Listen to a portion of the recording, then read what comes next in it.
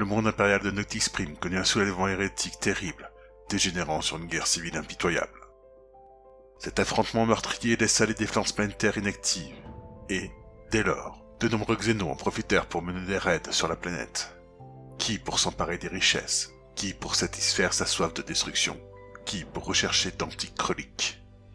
C'est dans cette guerre de tous contre tous qu'émergea un Big Boss Orc qui allait bientôt terrifier tout un secteur, Grakor. À l'origine, Grakor avait déjà prévu de mener un assaut contre Noctis Prime, car, disait-on chez les Bizarre Boys, cette planète était la source d'une grande puissance. L'Orc avait donc déjà réuni Wag pour foncer sur ce monde impérial, avant même le début de l'hérésie. Grakor fut donc très surpris, mais aussi ravi de constater qu'il y avait autant de combats, car il y voyait de grands avantages tactiques. D'abord, cela signifiait que ses boys allaient pouvoir affronter de terribles ennemis et devenir plus forts. Et ensuite, qui dit bataille, dit matos à voler. La chance souriait à Grakor, tout comme Gork souriait dans l'espace, là où les hommes parlaient de l'œil de la terreur. L'Orc se lança donc dans de nombreuses batailles, en gagnant plus qu'il en perdait, renforçant son aura et sa voix affrontement après affrontement. Si l'archiduc ne se méfie guère de ce Big Boss, ne le voyant que comme un orc de plus, le grand général était bien plus inquiet. Il en était de même dans tous les camps présents. À chaque fois, un être plus éveillé que les autres regarda dans la direction de Grakor, conscient que quelque chose de terrible semblait s'être dévoilé. Ils avaient raison, mais aucun n'aurait pu penser à quel point cette menace s'avérerait mortelle pour les années qui suivront, et nul n'aurait pu imaginer quelle en serait l'origine. Seule la grande prophétesse Melsani vit à quel point cet orc était dangereux. De nature prudente, elle avait pris l'habitude d'envoyer des scouts espionner les chefs de guerre ennemis, pour mieux les connaître et ainsi anticiper leurs tactiques. Le scout chargé de surveiller Grakor revint avec une bonne nouvelle. Grande prophétesse, le boss orc est aussi stupide que les autres. Ses plans se résument comme il l'a dit lui-même. À parfois taper à droite, parfois taper à gauche. Nous n'avons rien à craindre. La psycheur Eldari se figea. Ces simples mots l'emplirent d'une grande terreur. Un orc qui établissait des plans de bataille. Le danger était gigantesque. Elle envoya un assassin le tuer, puis 2, puis 3, et bientôt 10. Aucun ne revenait, et Grakor était toujours vivant. Le pire, cependant, était à venir. La vague de Grakor venait de terrasser une armée de l'Astra Militarum, débordant totalement les défenses du continent nord de Noctis Prime, déjà bien affaibli par les pillages des autres Xénos et par l'hérésie. Les forces de l'Imperium s'étaient repliées de plusieurs milliers de kilomètres, laissant tout un sous-continent à la merci des ennemis. Les boys de Grakor épuisaient toute leur bière, et le Big Boss décida d'aller visiter la ville voisine pour se ravitailler. Ce ne serait pas des bières de champignons, mais après tout, cela ferait l'affaire.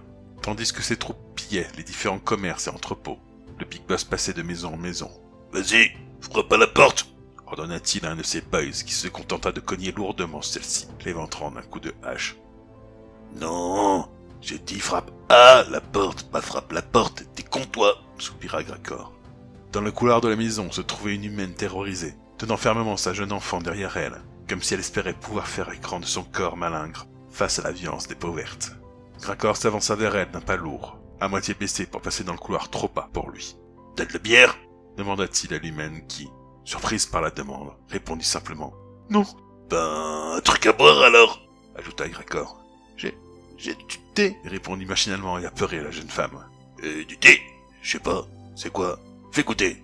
L'humaine prépara donc du thé pour le Big Boss et ses troupes d'élite. Elle, qui pensait mourir, en venait même à expliquer aux orques comment boire ce breuvage. Grakor écoutait, et donc ses nobs aussi. Soudain, Gretchen entra. « Boss, il y a des états qui arrivent. Une grosse armée, boss !» Grakor sortit de chez l'humaine. « Ok, on va leur casser la tête aux oreilles pointues. Venez les boys !» En effet, une vaste armée d'Aletok se déplaçait non loin de la ville. Mais ce que les orques ignoraient, c'est que les Eldar ne venaient pas les attaquer, mais se repliaient après une cuisante défaite. Leurs prophètes, leurs pressions et leurs archontes avaient tous péri, et l'Ost Eldar était en déroute, totalement désorganisé. Quand la vague leur tomba dessus, la confusion fut totale pour les Eldar qui se firent massacrer sans pouvoir établir la moindre tactique. À cause de ces différents facteurs, les Eldari, pourtant bien plus nombreux que les orques, furent battus sans difficulté. Boss, vous avez vu comment on a gagné facile? Ouais, c'est curieux. Grakor avait conscience du surnombre Eldar, mais pas de l'état déplorable de l'armée ennemie. Il se dit que même la chance ne pouvait expliquer une telle victoire. Soudain, il crut comprendre. « Hé, je sais, c'est le thé. Le thé, ça rend plus fort. C'est pour ça que les chefs humains, ils en boivent. » Ah ouais. On fait quoi, boss? On retourne chercher du thé. Mais mince, on sait pas le préparer. Ah ouais, zut. Bon, on amène l'humaine. Krakar fit alors demi-tour et revint dans la ville humaine. Il retrouva facilement la jeune mère qui l'embarqua. Puisque celle-ci tenait toujours fermement sa fille, il embarqua l'enfant aussi. Les boys dévalisèrent la ville de toute boîte de thé qu'ils trouvaient, terrorisant les habitants pour qu'ils leur en donnent. Krakar continua sa vogue sur Noctis Prime, et le destin voulut qu'il remporta aisément les batailles suivantes. La croyance dans les pouvoirs cachés du thé s'amplifia. Le Big Boss exigea que tous ses boys en boivent, et puisque l'humaine ne pouvait pas en préparer pour tout le monde, elle offrit aux Gretchen à le faire. Ce fut intelligent de la part de la femme qui pouvait ainsi accuser les Gretchen d'avoir mal préparé le thé des boys en cas de défaite. Krakar, lui, trouva l'enfant très rigolote et la prit sur son épaule, lui donnant une arme de Gretchen. Celle-ci s'amusait dès lors à tirer sur les Gretchen, ou sur l'ennemi en combat. La voie gagna de nombreux affrontements, ce qui renforçait encore la croyance orque dans le thé, ce qui les rendait de fait réellement plus forts, leur permettant de gagner d'autres batailles, et le cercle pernicieux s'enclencha. Krakar partit de Noctis Prime. Il n'y avait plus rien à plier. Il se lança alors à l'assaut de mondes agricoles spécialisés dans la culture du thé. L'Imperium ne comprit pas cette stratégie. La grande prophétesse Melsani, elle, eut une vision d'un avenir particulièrement sombre. Cette torque serait une véritable plaie pour la galaxie. Merci à tous nos partenaires. Pour nous soutenir et bénéficier de réductions chez nos partenaires, pensez à adhérer à l'association NetEpic. Tous les liens en description.